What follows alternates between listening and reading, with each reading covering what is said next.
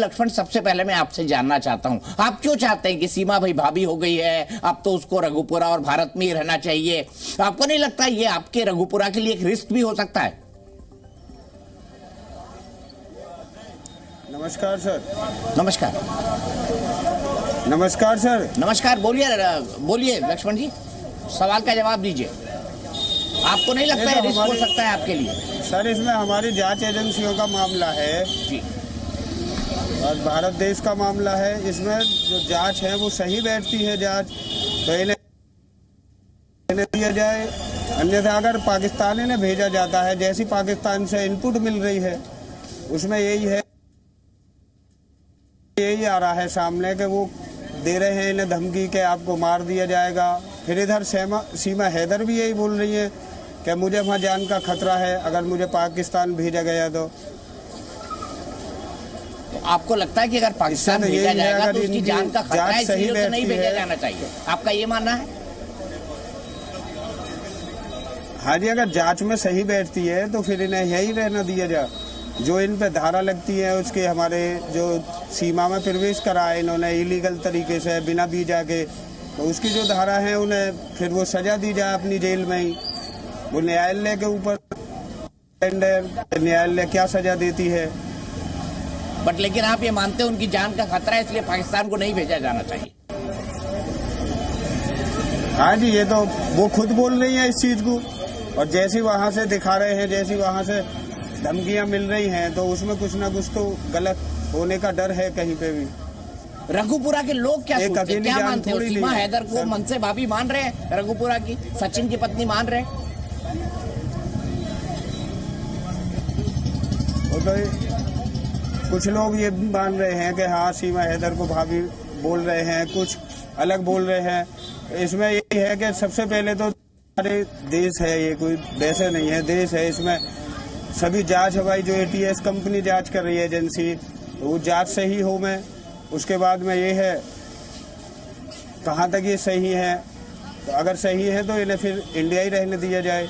ठीक है, सही है तो इंडिया रहने दिया जाए, लेकिन फैसला जांच एजेंसियां करें। रघुपुरा के लोग ये कह रहे हैं। लक्ष्मण जी, सुशील पंडित जी, आपको क्या लगता है? क्योंकि कहानियों में, कहानी आपने भी सुनी है, कई ट्विस्ट हैं, कई चीजें हैं, कई बातें हैं, आपका क्या मानना है इस पर? सुशील पंडित जी।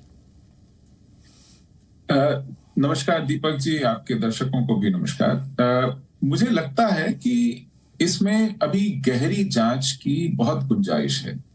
अब जैसे हमारे चैनल्स पर भी पत्रकारों ने भी इसका एक आयाम, इसका पति गुलाम हैदर, उस पर कोई ध्यान नहीं दिया है। उसके वीडियोस कहते हैं कि उसके जो अपने 2 बच्चे हैं सीमा से, वो उसके पेरेंट्स के पास, उसके घर वालों के पास है।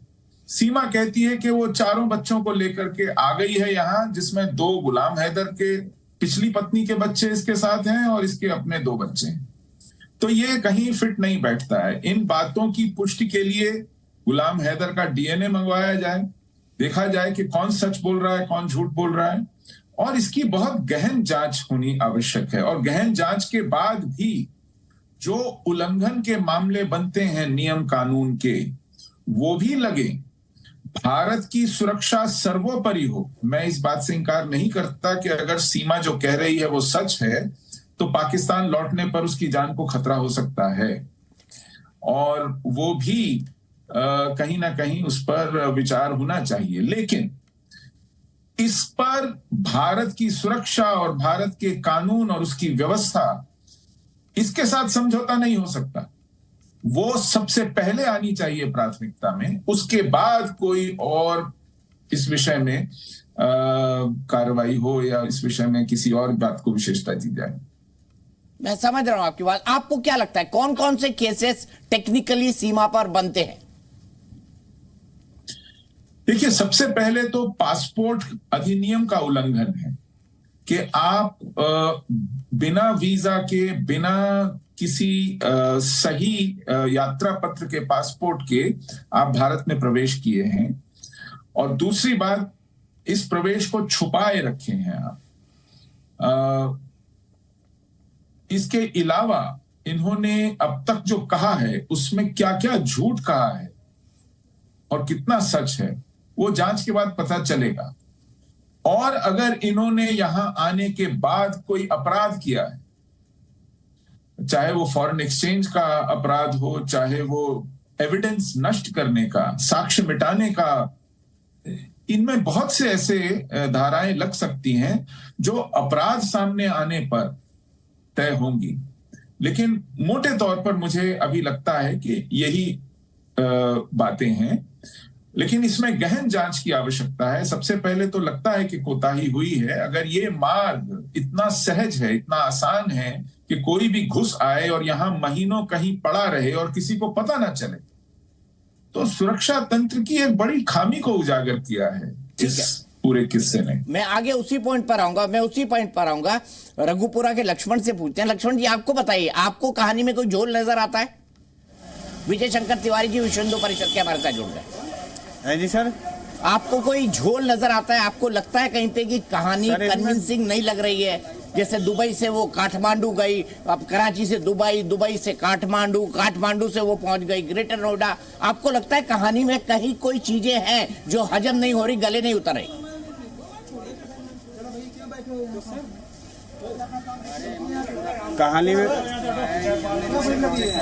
कहानी में सर ऐसा है, ये कहानी देखो, इसका मानना ये है कि ये कहते हैं कि रॉ वाले जो हैं, जो जासूस होते हैं, वो 5-5 साल 6-6 साल अपना कोई भेद नहीं उगलते हैं।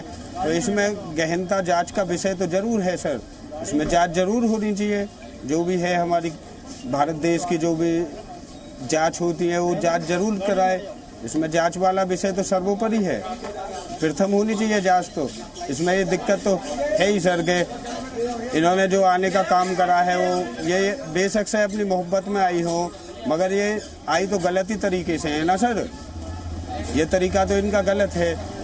बाकी वो इस चीज़ को बोलती हैं, हमने जैसे देखा है शुरू में जब यह मीडिया आनी शुरू हुई थी, उन्होंने अपना जुर्म कबूल करा है कि मेरा ये जुर्म है कि मैं बिना वीजा के इंडिया में प्रवेश हुई हूँ।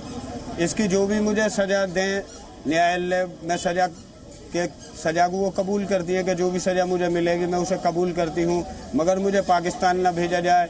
योगी मोदी जी से भी वो गुहार लगा रही हैं कि मुझे मोदी जी अपनी शरण में लो, मुझे मेरी मदद करो, जो भी होती हो। दोनों जगह वो गुहार भी लगा रही हैं। उन्होंने अपना जो जुर्म है वो सारी चीज़ उन्होंने बताई है जैसा वो बोल रही हैं। ठीक बात है आपकी। आप कह रहे हैं कि मानवता के हिसाब से हमें कार्रवाई करनी चाहिए, क्योंकि भारत पाकिस्तान थोड़ी ना हो सकता है।